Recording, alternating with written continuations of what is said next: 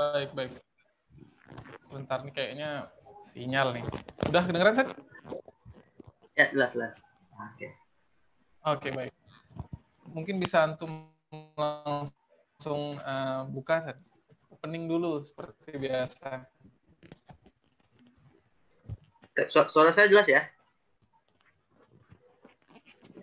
Jelas, Seth.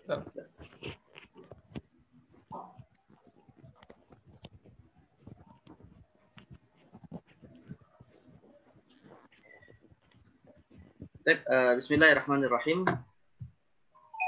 Alhamdulillahilladzi bi ni'matihi tatimmu shalihat wassalatu wassalamu ala sayyidina wa habibina wa qurrati a'yunina wa maulana Muhammadin wa ala alihi wa sahbihi wa man sara ala nahjihi ila yaumiddin, amma ba'd. Wahaikum tahiyatul Islam. Assalamualaikum warahmatullahi wabarakatuh. Waalaikumsalam warahmatullahi. Alhamdulillah, kembali kita bersyukur kepada Allah Azza wa Jal pada sore hari ini di Sayyidul Ayyam, ya, di waktu yang mustajabud doa, di waktu asar di hari Jumat, kita kembali diberikan oleh Allah Subhanahu wa taala kesempatan untuk bisa kembali mengkaji ilmu-ilmu yang diwariskan oleh para ulama kita dari ilmu para nabi. Dan seperti biasa, insya Allah kita akan melanjutkan pembahasan ilmu usul fikih. Ini sudah masuk sesi yang ke-18. Ya. Insya Allah kurang lebih, Zaifah, saya menyusun silabus usul fikih ini hampir hampir sekitar 35 pertemuan. Ya, insya Allah. Nah, ini baru pertengahan ini ya, 18. Ya. Ya 35 atau kurang lah, saya kurang pasti berapa angkanya gitu. Tapi nggak lebih dari 40 ya. Jadi insya Allah ini kita akan melanjutkan sesi yang ke-18 ya. Tapi dalam silsilah abwab usul fiqh ya, atau bab-bab dalam ilmu usul fikih ini masih terkait dengan bab yang ketiga tentunya ya, dari 4 bab usul fikih. Jadi 4 bab usul fikih ini kita pecah menjadi sekitar 30-an sesi gitu istilahnya ya. Karena memang ada persoalan waktu yang harus disesuaikan gitu ya. Ya sebenarnya bisa saja usul fikih dikaji 4 pertemuan, tapi ya satu pertemuannya mungkin bisa seharian gitu ya. Jadi ini karena waktu yang terbatas kita pecah jadi 30-an sesi 35. Gitu ya. Ya Allah. Baik. Baik. Ya kalau di kampus kita dulu di Livia berapa semester? 8 semester. 8 semester usul fikih. Nah, iya, padahal yang dibaca 4 kali. Seminggu 4 kali selama 8 semester. Kitabnya pun sebenarnya nggak tebal kan. Raudhatun Nazir itu tipis sebenarnya. Mungkin nggak lebih dari 200-an halaman gitu ya. Tapi ya karena memang materi ini bisa dikatakan kajian usul fikih ini termasuk ilmu alat yang agak cukup sulit memang ya dipelajari. Tapi ya mudah-mudahan malayatimul wajib malayadriku kulluhu la yusrafu kulluhu gitu ya. Jadi walaupun mungkin tidak semua bisa kita bahas, ya insya Allah mudah-mudahan ada hal-hal yang bisa kita istifadah dari kajian usul fikih ini. Jadi insya Allah kita akan melanjutkan masih terkait dengan bab yang ketiga, yaitu tentang istinbat al-ahkam atau metode di dalam menyimpulkan hukum-hukum syariat terkait dengan hukum taklifi atau hukum wadai, wajib, haram, sunnah, makruh, mubah, hukum sabab, syarat, sah, batal, azimah, rukhsah, yang akan kita simpulkan dari pengkajian atas dalil-dalil syariat. Jadi kita ini mempertemukan antara dalil dan hukum melalui proses yang disebut dengan istinbat. Ya. Dan seperti yang sudah kita pernah sampaikan, atau seperti biasa saya akan berikan mukadimah dulu, mereview materi-materi yang sudah kita bahas terkait dengan istinbat al-ahkam. Bahwa istinbat al-ahkam ini secara umum cuma ada 2 tema besarnya ya. Pertama adalah bagaimana menyimpulkan hukum, dan yang kedua bagaimana menyelesaikan dalil-dalil yang kontradiktif, gitu ya. Jadi cuma 2 ini saja tema besarnya, menyimpulkan hukum dan mencari titik temu antara dalil yang kontradiktif, ya. Atau disebut dengan ta'arudul adillah, nanti tema terakhir dalam istinbat al-ahkam, ya. Nah, sedangkan kalau untuk menyimpulkan hukum dari dalil-dalil syariat, maka ada 3 pendekatan. Yang pertama adalah pendekatan kebahasaan yang disebut dengan istinbat bayani, ya. Yang kedua adalah pendekatan analogis yang disebut dengan istinbat ta'lili, nanti ada kaidah dalam dalil qiyas.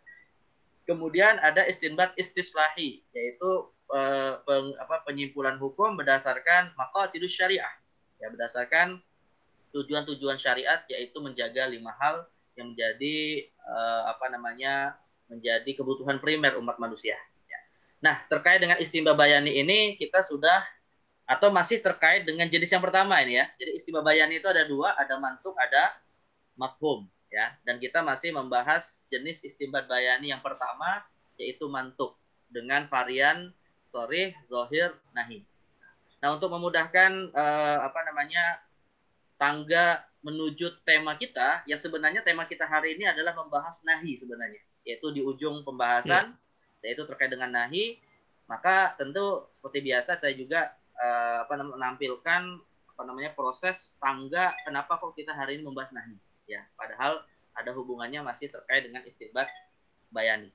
Nah, maka silakan Ustaz Uzaifah ditampilkan PowerPoint-nya.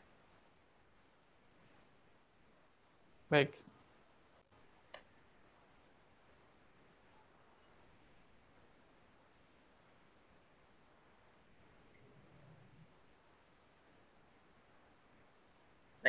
Nah, ini bisa dikatakan klasifikasi atau matrik dari pembahasan kita ya.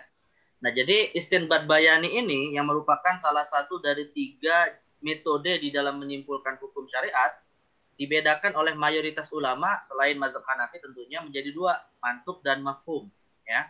Nah, mantuk adalah pendekatan untuk menyimpulkan suatu hukum syariat berdasarkan tekstualnya ayat atau hadis Nabi Shallallahu Alaihi Wasallam. Di mana mantuk kemudian dibedakan menjadi 2, ada sharih, ada ghairu sharih.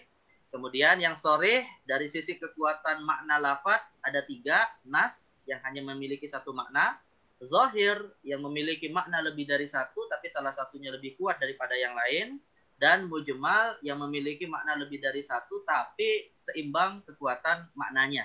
Ya.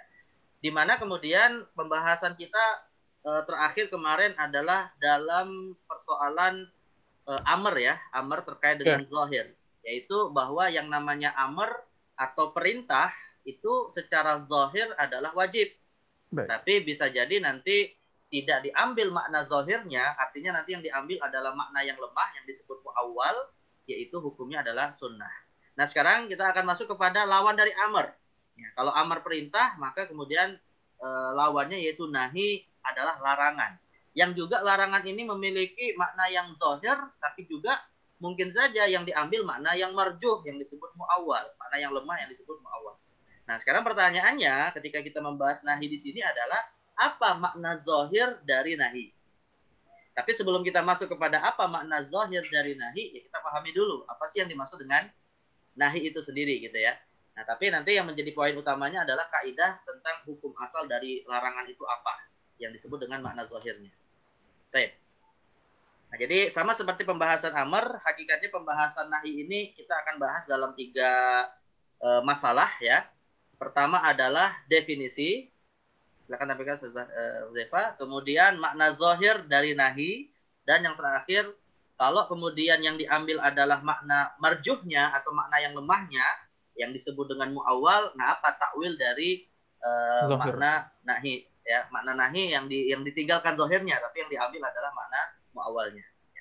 Nah, dari sisi definisi maka kebalikan dari amr, ya, definisi dari nahi itu adalah istida'u tarkil fi'li bil qawli ala jihatil isti'la. Ya. Nah, seperti yang didefinisikan oleh Syekh Ali Abdul Karim An-Namlah dalam kitab Al-Muhadzab fi Ilmi Ushulul Fiqh Al-Muqarran. Nah, beliau mendefinisikannya sebagai istida'u tarkil fi'li, tuntutan untuk meninggalkan suatu perbuatan. Jadi kalau amr itu tuntutan untuk melakukan suatu perbuatan. Nah, nahi adalah tuntutan untuk meninggalkan suatu perbuatan. Ya, bil qaul ini maksudnya adalah berupa teks. Ya, larangannya itu berupa teks, berupa ucapan yang kemudian berbentuk teks. Ya, dalam hal ini tentu kalau kita bicara dalam kacamata ajaran Islam adalah apa yang termaktub dalam Al-Quran dan apa yang termaktub dalam Sunnah Nabi Shallallahu Alaihi Wasallam, gitu ya. Tetapi dengan catatan ala jihatil isti'la, di mana tuntutan ini datangnya dari yang paling tinggi kepada yang lebih rendah, gitu. Karena kalau datangnya dari yang rendah kepada yang tinggi, ini namanya bukan nahi dalam arti secara substansi, tapi dia maknanya adalah doa. Nah, misalnya ya kan banyak juga dalam redaksi doa-doa yang diucapkan oleh Rasulullah ataupun oleh para ulama kita itu wujudnya adalah meninggalkan perbuatan gitu kan. Misalnya doa yang hari ini sering diucapkan karena kita ada terkena wabah ya, ujian wabah. Allahumma la tadfa annal bala. Ya Allah, janganlah jatuhkan kepada kami bukan la tadfa Allahumma dafa ya, itu amr. Misalnya bukan gini. Maaf, keliru saya. Misalnya doa untuk kita tidak tidak ditutup ya dari pahala doa yang kita sampaikan kepada mayit misalnya ya. Allahumma la tahrimna ajrahu wa la taftinna ba'dahu waghfir lana wa lahu. Jadi Allah la tahrimna itu kan artinya ya Allah janganlah haramkan ya bagi kami pahala dari doa ataupun dari amalan-amalan baik yang kami lakukan untuk almarhum gitu kan.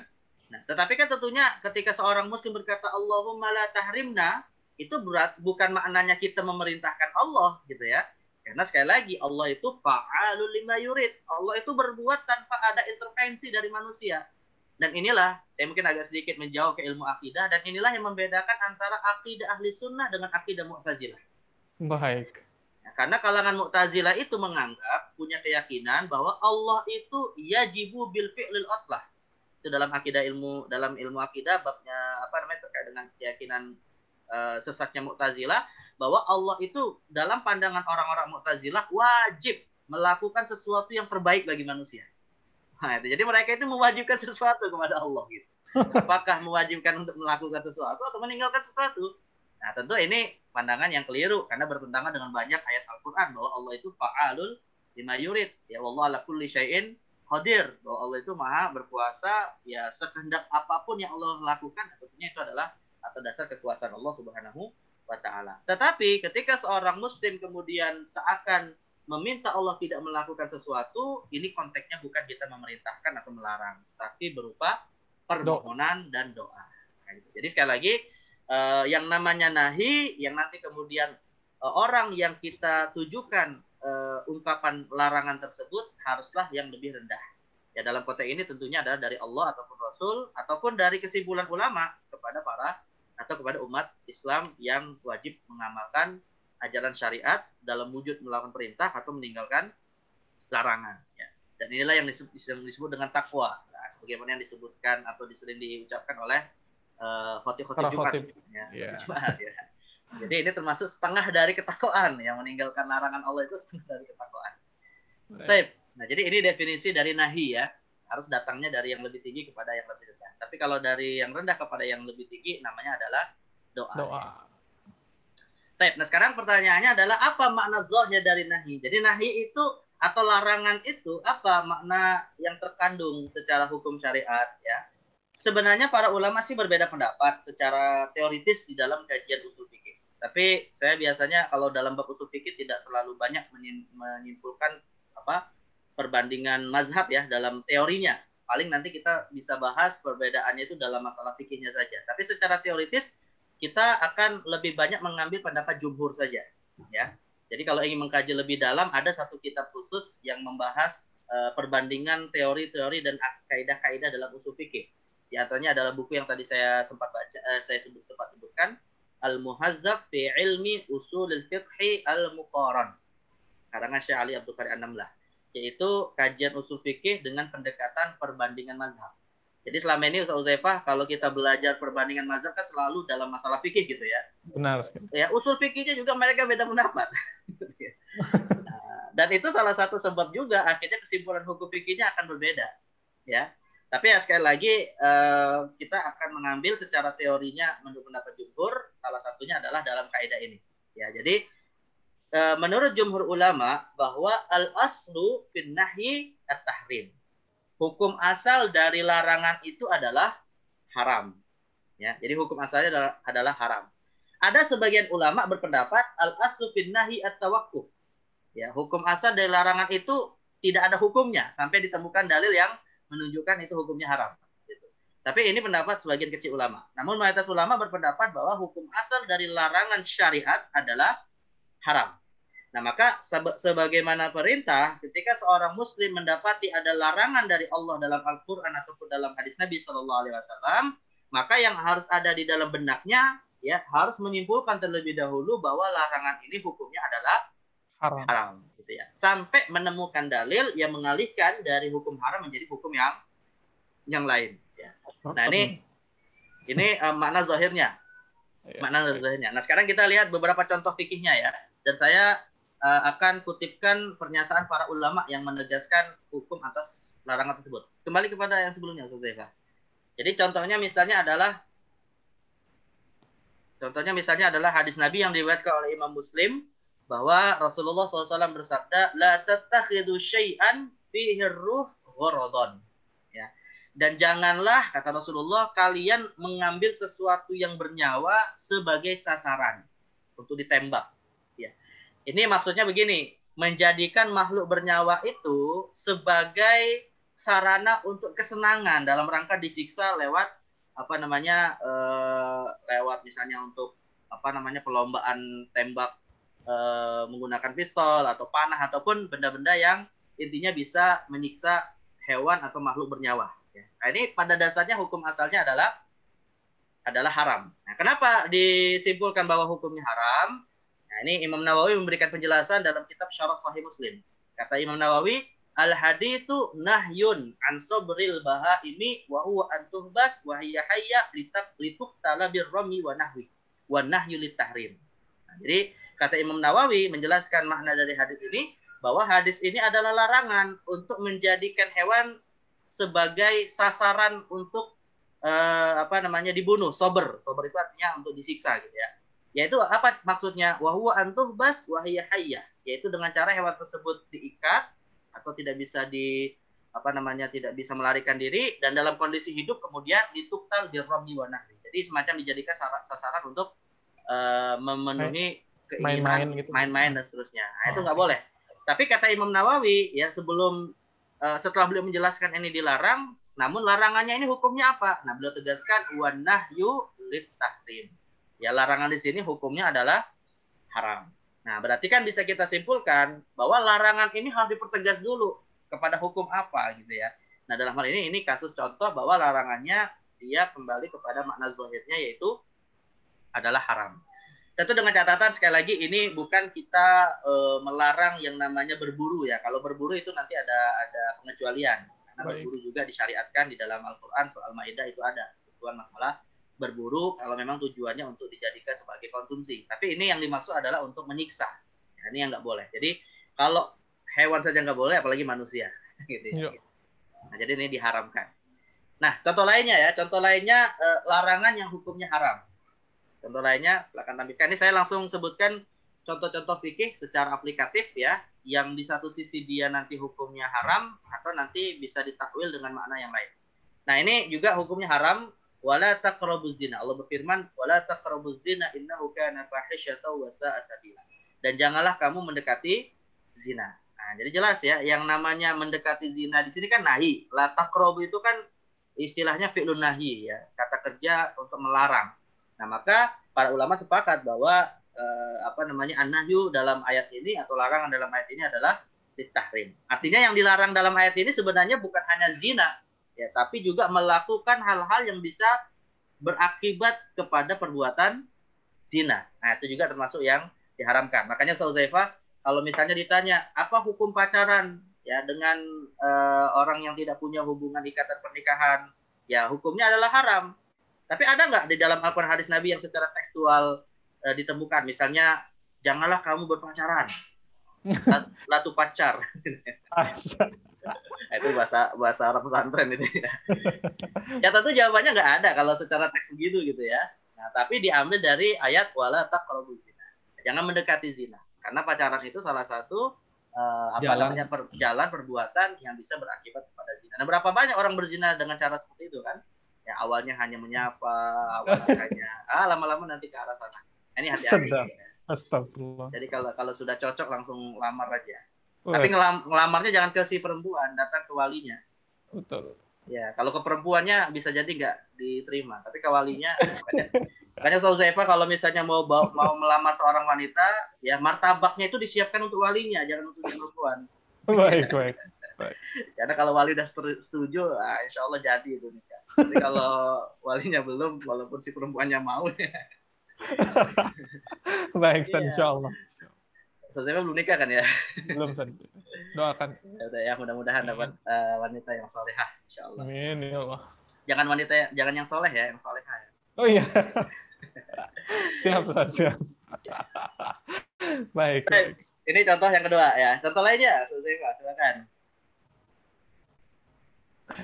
Nah, contoh lainnya, ini dalam ayat surah An-Nisa ayat 29 ini ada dua larangan, yang dua-duanya hukumnya adalah haram juga, ya. Dua larangan dan hukumnya adalah larangan. Dua larangan yang hukumnya haram, ya. An-nahyu litahrim. Yaitu pertama adalah la ta'kulu amwalakum bainakum bil batil.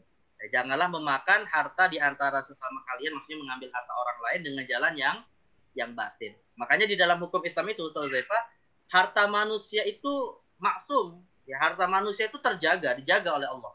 Ya, makanya di dalam Islam sebenarnya unsur ajaran kapitalisme itu ada, di mana manusia tidak boleh mengambil tanpa alasan yang dibenarkan. Itu kan kapital kan, jadi hak memiliki harta.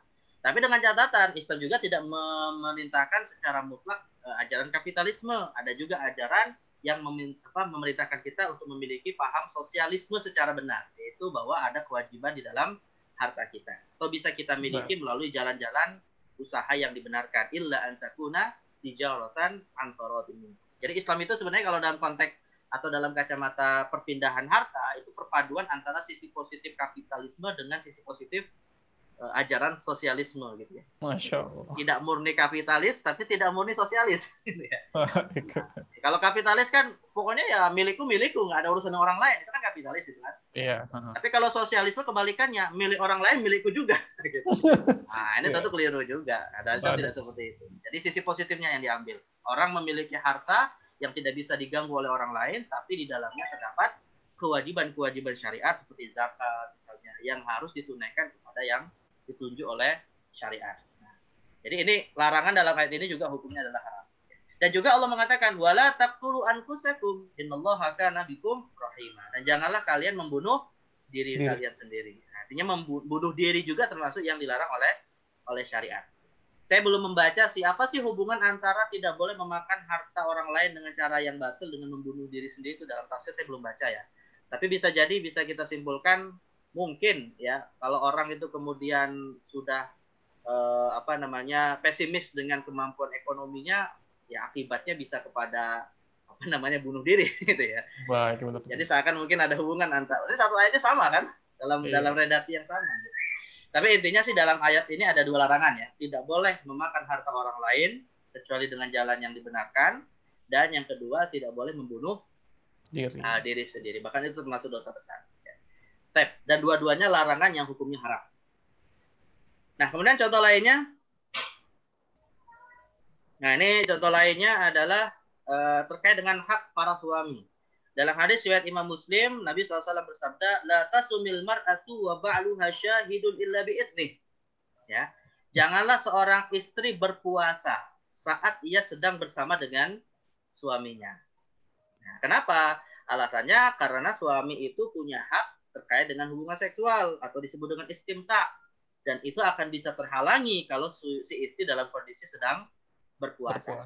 Nah, jadi hukum berpuasanya istri ketika bersama dengan suami, jadi suaminya tentu tidak berpuasa, ini tidak dibolehkan. Tapi yang menjadi persoalan ada dua di sini. Puasa yang dimaksud puasa apa? Kalau puasa Ramadan misalnya, apakah gara-gara suaminya nggak puasa, istrinya juga ikut nggak puasa? Atau ada puasa yang khusus gitu ya? Dan yang kedua, latasum di sini tidak boleh berpuasa itu nahyun, larangan, tapi hukumnya apa? Gitu ya. Nah, ini yang menjadi poin lafaz zahirnya. Nah, Imam Nawawi dalam kitab Syarah Sahih Muslim menjelaskan makna dari hadis ini. Kata Imam Nawawi, haza mahmulun ala shaumit tatawwu wal mandub allazi laysa lahu zamanun muayyan. Nah, kata Imam Nawawi, larangan untuk puasa dalam hadis ini adalah larangan puasa sunnah. Ya. Tapi puasa sunnahnya juga bukan puasa sunnah yang memiliki waktu khusus. Artinya, kalau ada hari-hari puasa sunnah yang khusus, walaupun tidak dapat izin dari suami, sebagian ulama ada yang membolehkan untuk tetap berpuasa. Misalnya kalau ingin puasa Arafah, ingin puasa Asyura misalnya ya. Nah, itu dibolehkan. Tapi kalau yang puasanya adalah mutlak, yang tidak punya waktu khusus, nah maka ini dilarang jika si suami dalam kondisi bersama sang istri. Tentu dengan catatan suaminya tidak mengizinkan, karena di sini syarat bolehnya adalah dengan izin. Nah, tetapi kemudian larangannya ini apa? Apakah larangan makruh atau larangan haram? Maka kata Imam Nawawi, wa hadzan nahyu lit-tahrim. Larangan dalam hadis ini adalah larangan yang hukumnya haram. Ya. Jadi sang istri melakukan dosa kalau dia misalnya tanpa izin suaminya berpuasa mutlak, sedangkan suaminya sedang bersama dengan wanita tersebut atau istri tersebut. Ya. Jadi ini termasuk contoh larangan yang hukumnya adalah haram. Ya. Baik, contoh lain. Kita perbanyak contoh aja biar lebih mudah memahami kasus-kasusnya ya. Baik. Nah, ini ada hadis terkait dengan interaksi antara muslim dengan ahli kitab khususnya ya. Kata Nabi SAW dalam hadis riwayat Imam Muslim, la tabda'ul yahuda walan nasara bis salam. Janganlah kalian memulai dengan mengucapkan salam saat bertemu dengan orang-orang Yahudi dan Nasrani. Jadi kita kalau misalnya punya teman atau punya saudara yang kebetulan beragama Yahudi atau Nasrani, ya kalau Yahudi dan Nasrani saja misalnya nggak boleh, apalagi musyrik ya, Hindu, Buddha dan seterusnya. Nah, itu dilarang untuk kita ketika pertama kali bertemu dengan atau ketika bertemu dengan mereka yang mendahului ucapan salam. Misalnya dengan mengucapkan assalamualaikum. Nah, ini nggak boleh ya. Nah, tapi kalau mereka yang mengucapkan salam kepada kita, maka para ulama sepakat boleh menjawab. Tapi yang nanti menjadi perselisihan adalah apakah jawabannya boleh lebih dari apa yang mereka ucapkan. Misalnya kalau mereka hanya mengucapkan assalamualaikum, boleh nggak kita menambahkan assalamualaikum warahmatullahi. Nah, itu nanti ada khilafiyah gitu. Tapi intinya para ulama sepakat kalau kita menjawab boleh, ya. Tapi kalau memulai, ya ini yang nggak boleh. Tapi yang menjadi persoalan, larangan ini tadi, ketidakbolehan ini tadi apa hukumnya? Apakah haram atau sekedar makruh saja? Nah, ini yang menjadi poinnya gitu ya. Nah, maka Imam Nawawi berkata dalam kitab Syarah Sahih Muslim, as-shawabu tahrimu ibtida'ihim. Nah, di sini beliau menjelaskan ada khilafiyah di kalangan ulama tentang larangan ini. Ya, ada larangan yang mengatakan haram, ada yang mengatakan makruh. Tapi kata Imam Nawawi, pendapat yang paling tepat adalah tahrim ibtida'ihim. Ya, larangan yang hukumnya adalah haram. Nah, itu. Jadi nggak boleh ya berdosa kalau seorang muslim memulai salam ketika menyambut orang-orang Yahudi dan Nasrani ataupun non-Muslim lainnya. Baik. Kemudian contoh lainnya, bisa ada nggak? Contoh lainnya? Masih. Nah, ini panjang nih hadisnya nih. Jadi Nabi SAW dalam hadis riwayat Imam Bukhari dari Ibnu Umar pernah berkata, "Nahan Nabiyyu SAW an yabi'a ba'dukum 'ala bai'i ba'din wa la yaktubu ar-rajulu 'ala khitbati akhihi hatta yatrukal khatibu qablahu aw ya'zana lahul khatib." Nah, ini kata kata Ibnu Umar, Rasulullah SAW melarang seseorang ya menawar barang yang sudah ditawar atau yang sudah dibeli oleh saudaranya. Artinya di tengah ada dua pihak sedang saling menawar atau sudah sepakat untuk melakukan akad jual beli atas suatu barang, dan tiba-tiba kita masuk ke dalam akad mereka. Nah, itu tidak dibolehkan. Ya. Dan juga Rasulullah melarang la yaktubur rajulu ala khitbati akhihi. Nah, ini penting nih yang belum nikah nih, ya. Janganlah melamar seorang wanita yang dalam ikatan lamaran laki-laki yang lain. Artinya sudah dilamar tapi mungkin belum ada putusan, mungkin masih dalam proses gitu ya. Nama-nama melamar kan tidak langsung besoknya nikah gitu ya. Nah, ini nggak boleh. Ya, kecuali dalam dua kondisi. Salah satu dari dua kondisi, hatta yatrukal khatibu qablahu aw ya'zana lahul khatib.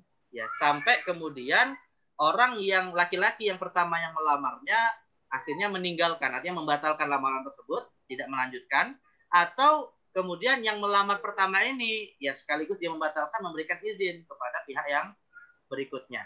Nah, ini kisahnya seperti kisahnya Salman Al-Farisi dan Abu Darda. Pernah dengar nggak Ustaz Zaifah? Sekilas pernah. Nah, ini kisah yang luar biasa sekali ini gitu ya. Jadi Salman Al-Farisi itu kan salah seorang sahabat yang berasal dari Faris ya, Persia.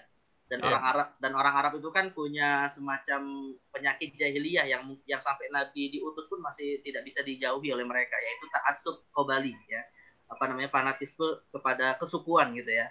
Nah, jadi artinya pernah suatu hari Salman Al-Farisi ini tertarik dengan seorang wanita Arab ya. dia ingin melamar si wanita tersebut. Tapi karena dia ini orang asing, orang Persia, bukan orang Arab asli gitu, akhirnya meminta bantuan kepada salah seorang saudara muslimnya yang dari bangsa Arab juga, itu Abu Darda radhiyallahu anhu. Ya. Nah, lantas setelah mereka sepakat, Abu Darda nemeni, kemudian Salman ini mendatangi wali si wanita. Ya, wali si wanita senang-senang saja dengan kedatangan Salman dan lamarannya. Kenapa? Karena Salman itu walaupun orang Persia, tapi mendapatkan kemuliaan dari Rasulullah. Karena Rasulullah menjadikan Salman min ahli baitihi. Jadi Rasulullah menjadikan Salman sebagai bagian dari keluarga Rasulullah SAW ketika perang Khandaq ya. Kisahnya kan terkait dengan perang Khandaq. Nah, lantas tapi si wali ini tentu kan tidak bisa begitu saja menerima. Ya, senang-senang sih, tapi kan tetap di tangan si wanita gitu kan. Iya. Akhirnya si wanita yang mau dilamar oleh Salman ini dimintai izin. Ustazan gitu kan, dimintai izin. Setuju nggak dengan lamaran dari Salman? Nah, hebatnya, jawabannya ini membuat terkejut gitu ya. Kata si wanita, kalau Salman yang melamar, aku tolak. Tapi kalau yang melamar adalah yang menemani Salman, aku terima. Wah, ini kan coba bayangkan, kalau Ustaz Hudzaifah dalam posisi seperti Salman. Waduh, malunya luar biasa itu ya. Ini kayaknya salah bawa temen ini. Waduh, saya hati-hati nih kalau bawa teman pas ngelamar. Jangan yang lebih wah gitu. Baik.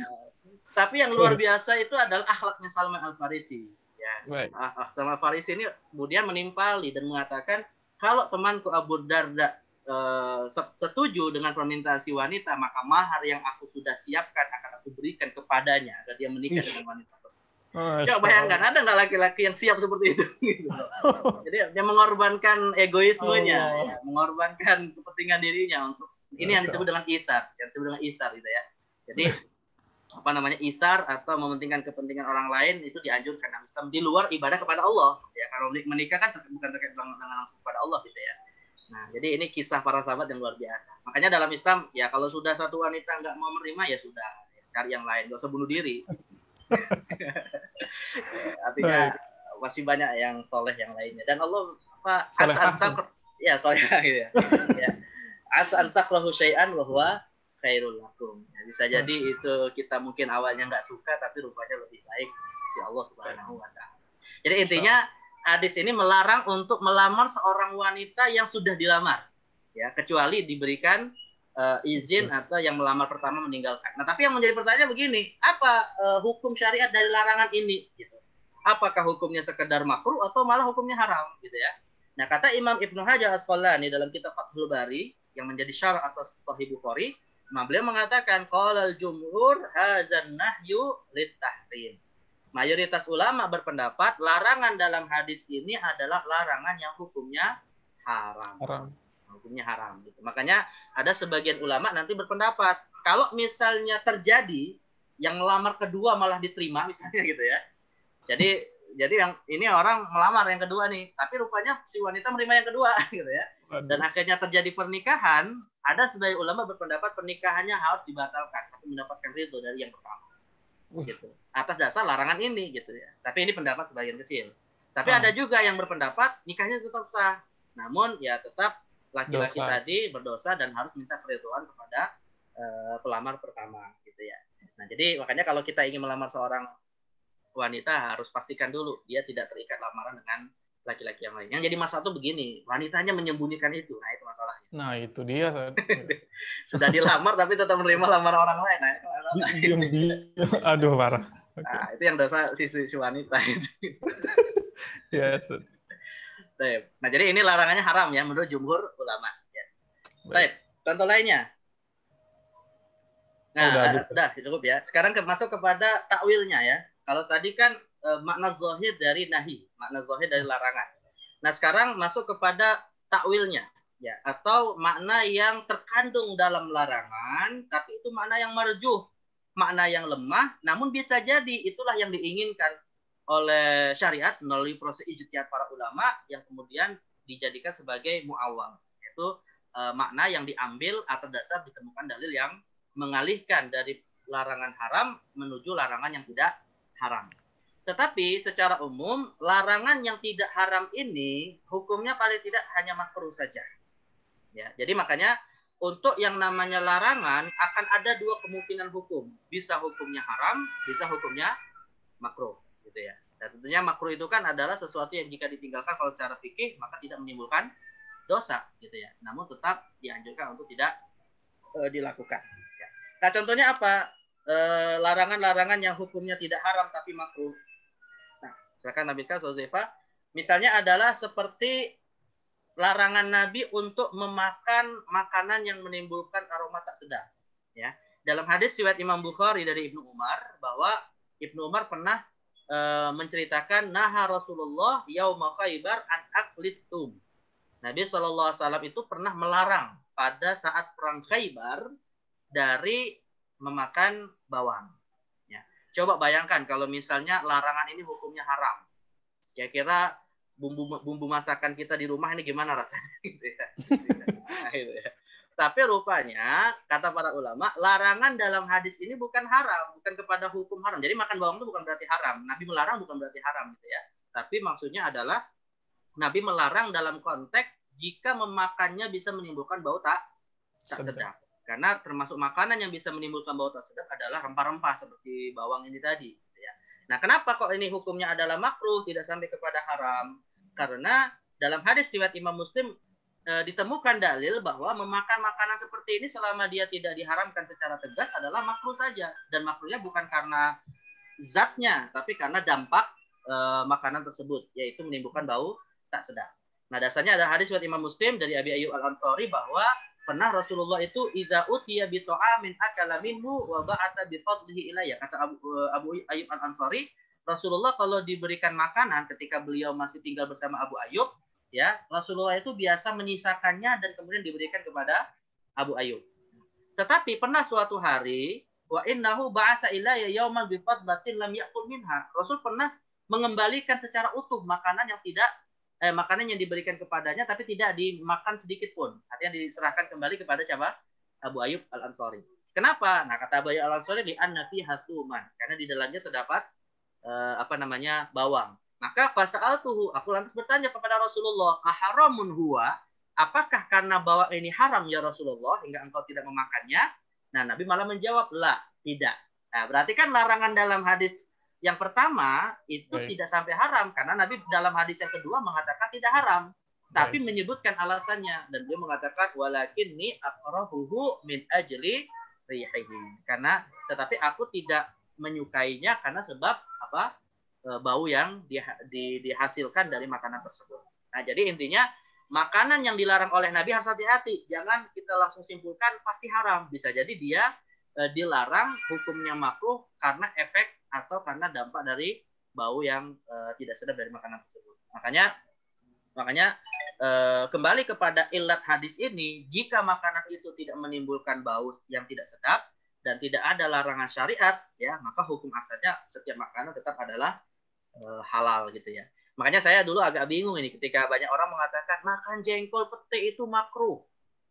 Ya, saya bingung itu begini Ustaz Uzaifa. Emang ada di dalam Al-Quran atau hadis Nabi yang menyebutkan secara khusus ya nama makanan jengkol dan pete?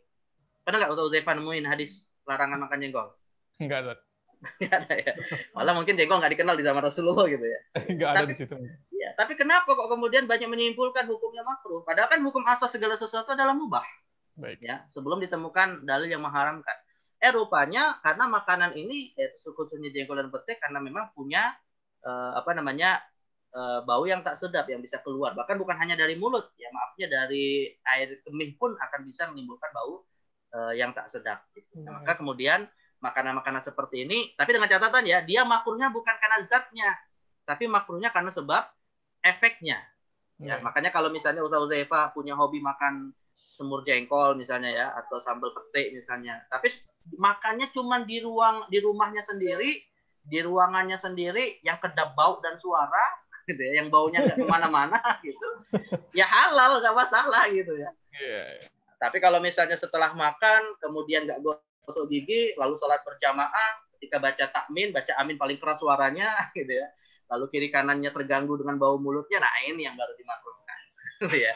Nah jadi artinya tetap halal tapi makruh karena sebab baunya gitu ya. Dan ini berlaku untuk setiap makanan apapun.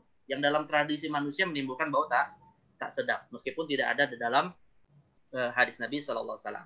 Jadi sekali lagi yang saya tegaskan adalah larangan dalam hadis Bukhari tentang memakan bawang bukan larangan yang haram, tapi larangan yang makruh saja, karena Nabi tidak mengharamkan makanan tersebut dalam hadis riwayat Imam Muslim. Ya. Kemudian contoh lainnya, larangan yang hukumnya makruh misalnya adalah, Nabi SAW bersabda, la shoma man shomal abad. Tidak ada puasa bagi orang yang berpuasa selamanya. Nah, ini juga disebut dalam istilah lain shaumud dahri. Ya, puasa dahri. Dahri ya, bukan puasa dahar ya. Yeah. Kalau dahar orang Sunda nyebutnya makan, itu dahar. Shaumud dahri. Puasa dahri itu puasa selamanya. Jadi dia setiap hari puasa, enggak puasa Daud ya. Kalau puasa Daud kan satu hari puasa, satu hari tidak gitu ya. Baik. Ini dia puasa setiap hari gitu. Puasa setiap hari. Nah, tentu dengan catatan dia saat puasa setiap hari ini tidak berpuasa di hari yang haram. Karena yang dilarang puasa kan di hari-hari yang dilarang untuk puasa kan hanya hari-hari yang hanya diharamkan puasa kan cuma 5 ya. Hari Idul Fitri, Idul Adha, dan 3 hari Tasyrik ya kan. Nah, maka kemudian ada orang yang mungkin seumur hidupnya dia puasa di 25 hari ini. Nah, Rasulullah melarang puasa tersebut. Tapi menurut jumhur ulama, seperti yang dijelaskan dalam kitab Al-Mawsu'atul Fiqhiyah Al-Kuwaitiyah, bahwa jumhur ulama berpendapat ila karahati shaumid dahri, bahwa yang dilarang dalam hadis ini adalah larangan yang hukumnya pada makruh saja. Artinya begini Ustaz Zaifah, kalau ada orang yang berpuasa setiap hari, dia nggak berdosa. Ya, selama tidak di hari yang diharamkan, dia tidak berdosa, tapi puasanya tentu akan sia-sia. Kenapa? Karena puasanya hukumnya makruh gitu kan. Tidak berdosa tapi sia-sia. Nah, beda dengan puasa di hari Idul Fitri misalnya. Ya di satu sisi sia-sia, tapi di sisi lain dia berdosa gitu. Nah, jadi bedakan antara puasa yang haram kita melakukannya sia-sia berdosa dengan puasa yang makruh melakukannya tapi tidak berdosa. Ya, melakukannya sia-sia tapi tidak berdosa. Tidak sia-sia itu maksudnya tidak ada pahalanya karena ini dilarang oleh Nabi Shallallahu Alaihi Wasallam. Baik. Jadi larangan dalam hadis ini adalah larangan yang hukumnya makruh ya. Contoh lain ini masih banyak nih kayaknya. Nah, contoh terkait dengan larangan sholat setelah subuh dan setelah asar. Ya, la sholata ba'da subuhi hatta tatlu'a syamsu wa la sholata ba'da al-'asri hatta taghiba syamsu. Ya, tidak ada sholat setelah subuh sampai terbit matahari dan tidak ada sholat setelah asar sampai terbenam matahari. Ya. Rupanya kata sebagian ulama ya, qala Imam Badruddin Al-Aini, seorang ulama dari mazhab Hanafi, Badruddin Al-Aini dalam kitabnya Umdatul Qari Syarah Sahihil Bukhari, beliau mengatakan qila innan nahya lit-tahrim wal asah annahu lil karahah. Ya, sebagian ulama berpendapat bahwa larangan untuk sholat yang dimaksud di sini sholat mutlak ya, bukan sholat yang ada sebab. Pokoknya sholat yang tidak ada sebab. Kalau sholat tahiyatul masjid misalnya setelah asar ya boleh-boleh saja karena itu ada sebabnya. Tapi sholat yang dilarang adalah sholat mutlak. Nah, sebagian ulama berpendapat sholat mutlak setelah subuh atau setelah asar, sebelum terbit matahari atau sebelum terbenam matahari, itu hukumnya haram. Tapi kata Imam Al-Aini, Badruddin Al-Aini, wal asah annahu lil karahah. Tapi yang lebih tepat, ya mungkin ini dalam konteks mazhab Hanafi ya, yang lebih tepat adalah hukumnya hanya makruh saja. Makruh itu artinya apa? Ya sholatnya sia-sia, nggak ada pahala, tapi tidak juga berdosa. Ya sama seperti puasa dahri tadi gitu ya. Nah, maka ini dilarang. Tapi dengan catatan yang dimaksud sholat di sini adalah sholat mutlak ya, bukan sholat yang ada sebabnya. Baik, lanjut. Masih ada waktunya nggak? Atau kita bisa buka pertanyaan dulu, San? Boleh, silakan kalau ada. Ini banyak nih contoh kasusnya sebenarnya. Iya, banyak.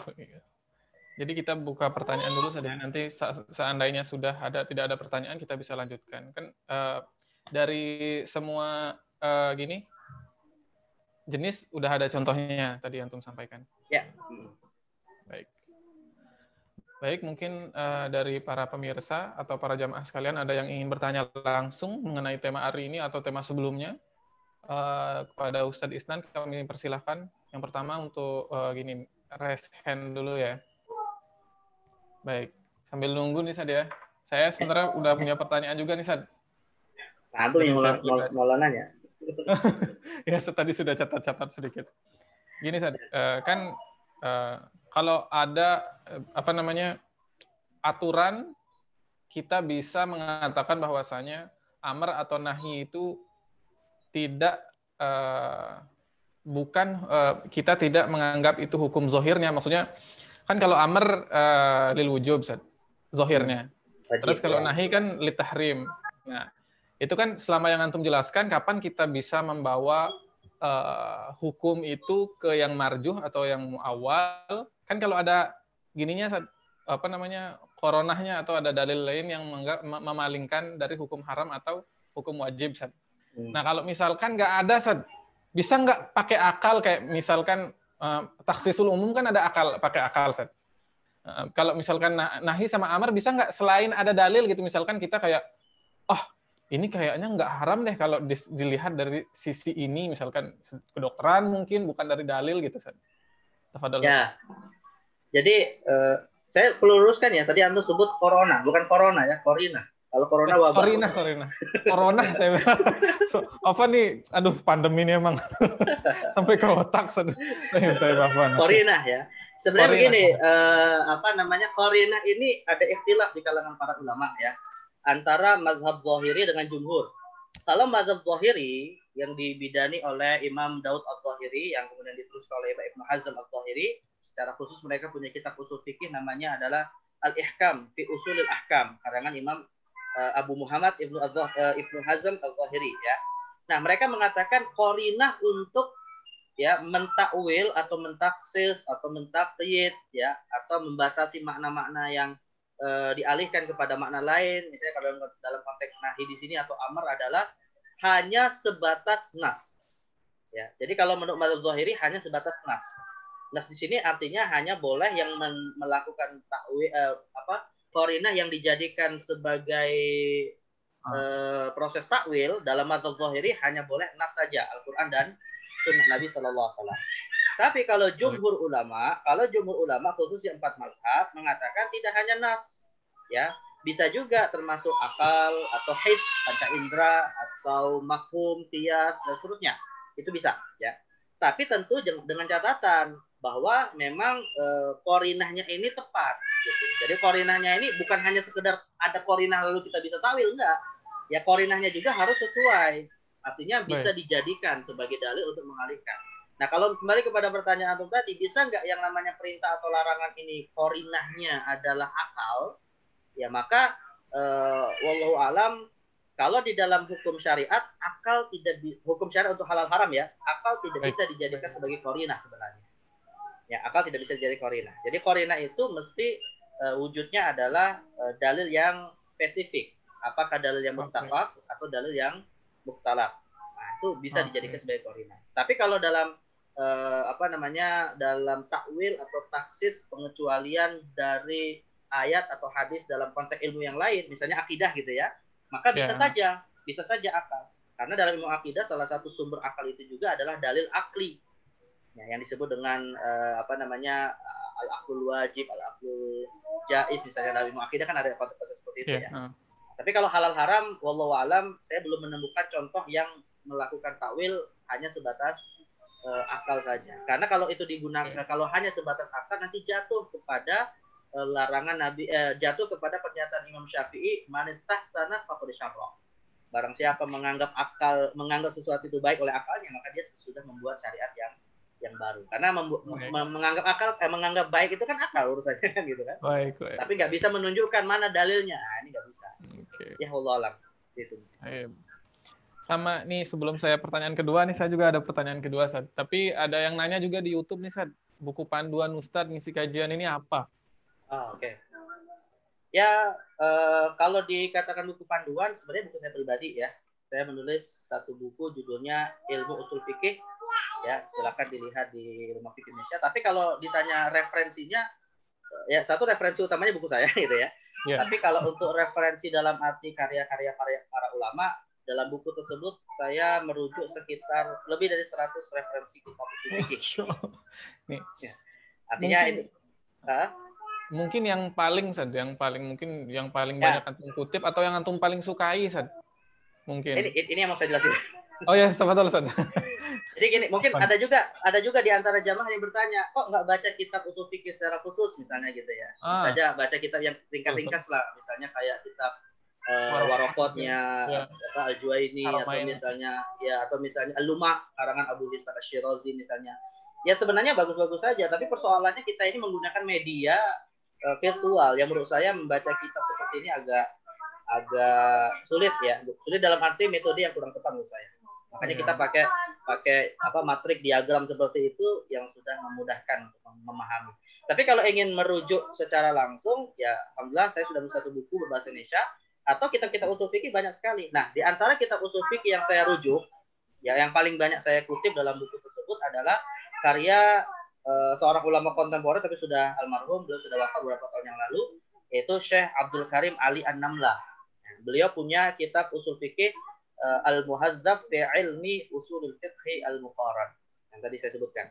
Al-Muhadzab fi ilmi usulul fiqh al-muqarrar, yaitu kitab usul fikih yang melakukan perbandingan mazhab. Dan uniknya, kitab usul fikihnya Syekh Ali An-Namlah ini, Abdul Karim An-Namlah ini, beliau di ujung setiap pembahasan biasanya akan menjelaskan kira-kira persoalan yang sedang diperdebatkan para ulama usul fikih itu lahu samroh amla, gitu ya.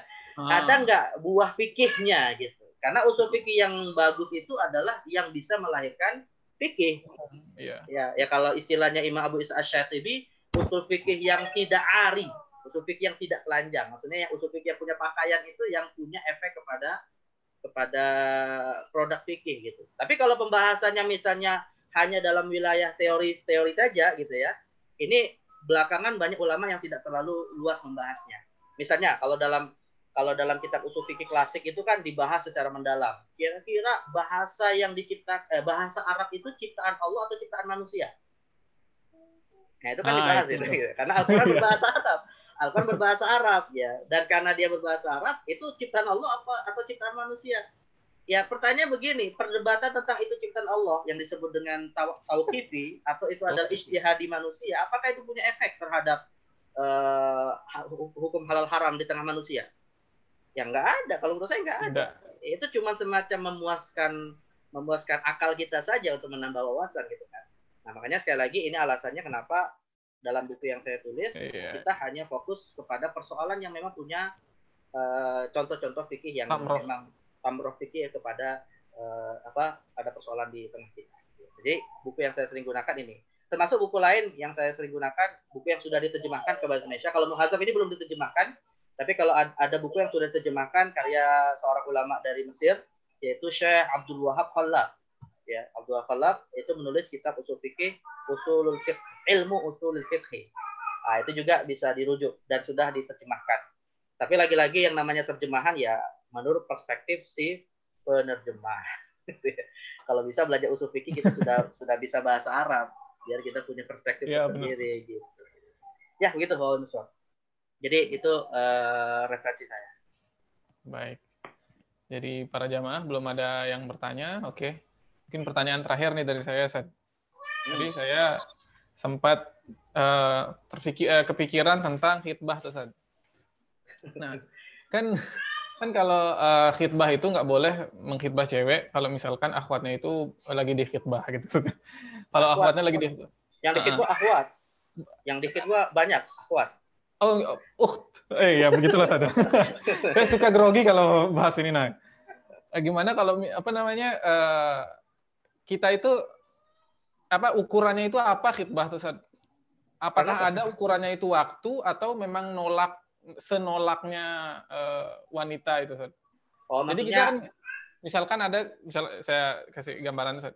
Misalkan ada cowok ngelamar cewek. Nah, saya juga suka sama ceweknya tapi udah keduluan dilamar. Tapi lama banget, Sad. Lama banget. Ini belum pasti, katanya masih dilamar, tapi belum ada keputusan, gitu. Misalkan setahun mungkin, Sad. Nah, ini kan, misalkan saya geli juga, Sad. Apakah ada batasan? Antum datangi cowoknya, negosiasi. Oh, gitu. Ya tanya, mau sampai batas kapan, gitu. Kan nggak mungkin seorang wanita digantung. Bertahun-tahun statusnya sebagai yang dilamar, gitu. Ya sebenarnya tidak ada, wallahu alam ya, sepengetahuan saya tidak ada batasan waktu antara proses lamaran dengan jawaban atas lamaran tersebut. Tidak ada batasan waktu. Walaupun memang anjurannya adalah dipercepat. Karena persoalannya kan ya seperti yang antum tanyakan tadi. Kalau misalnya digantung terus, nah ini laki-laki lain juga nungguin terus ini sampai tua baru nanti bisa ngelamar. Baru itu masih ngelamar gitu kan. Belum proses nikahnya. Gitu. Nah, jadi artinya jangan sampai dalam tanda kutip kita menzolimi hak saudara muslim lain. Kalau bisa jadi itu jodohnya kepada si wanita tersebut. Nah, makanya kalau memang ingin melamar seorang, ya dua-duanya lah ya. Sebenarnya kan yang menjadi persoalan bukan di laki-lakinya kalau menurut saya, si perempuannya kan. Kan jawabannya dari si perempuan. Gitu, nah kan? Itu dia. Ya. Ya berarti ya antum tanya walinya aja, gitu tanya walinya. Ini contoh aja sih sebenarnya. Iya, ya contoh tapi sekarang lagi proses kan.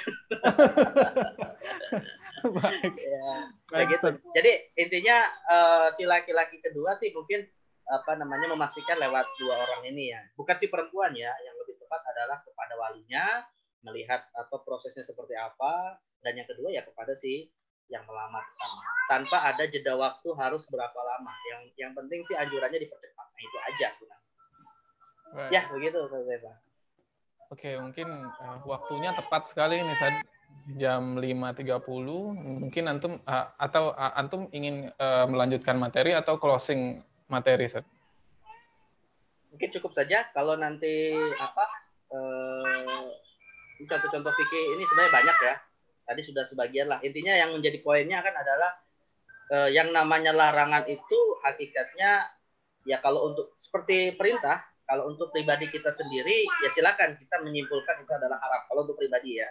Artinya untuk kita ikhtiyat, untuk kewaroan, istilahnya warok ya. Artinya untuk berhati-hati, untuk tidak jatuh kepada sesuatu yang diharamkan, ya udah tinggalkanlah setiap yang kita temukan itu dilarang oleh syariat. Tapi kalau untuk difatwakan kepada orang lain, nah di sini harus hati-hati. Ya, jadi kalau difatwakan ke orang lain tetap harus kita kalau bukan ahlinya fasalu ahla dzikri in kuntum la ta'lamun. Karena bisa jadi yang namanya larangan itu hukumnya tidak sampai haram. Bisa jadi hukumnya adalah makruh gitu ya. Jadi kalau kita memfatwakan hukumnya pasti haram, ya bisa jadi kan kita akan memvonis orang itu fasik. Karena orang yang jatuh kepada keharaman, apalagi kalau itu dosa yang kita anggap dosa besar, maka bisa kita vonis fasik. Memvonis seorang muslim fasik itu hampir sama dengan kita memvonis seorang muslim itu kafir, yang harus berhati-hati gitu ya. Karena fasik juga termasuk vonis yang harus hati-hati, jadi nggak boleh sembarangan. Maka sekali lagi harus bedakan antara mengamalkan suatu larangan untuk pribadi dengan untuk difatwakan kepada orang lain sebelum kita mendapatkan jawaban pasti dari para ahlinya. Ya, seperti itu. Wallahu a'lam. Baik.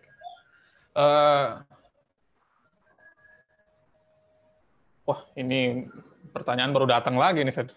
Saya ingin bertanya tapi dasar boleh nggak? Bentar nih, masih ngetik kayaknya dia.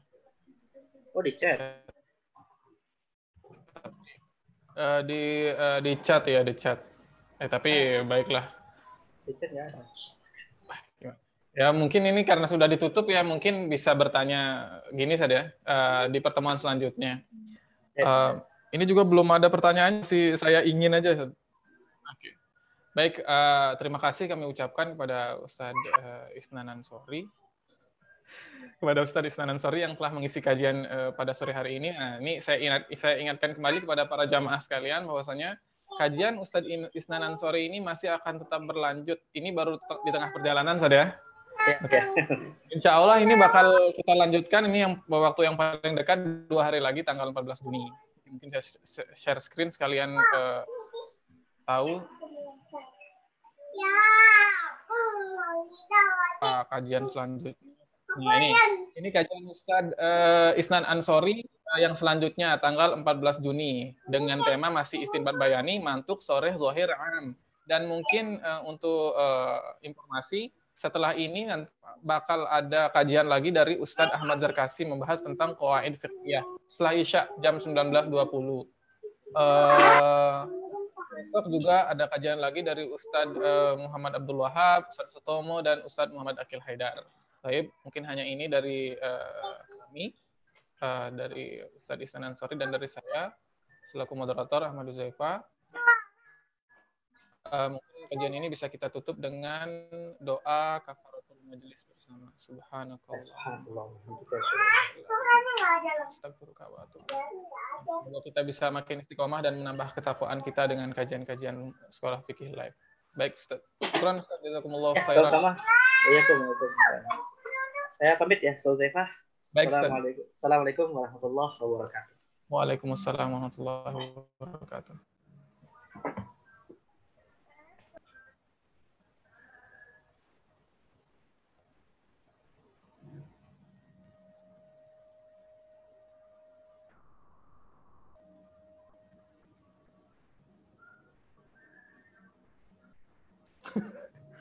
Udah di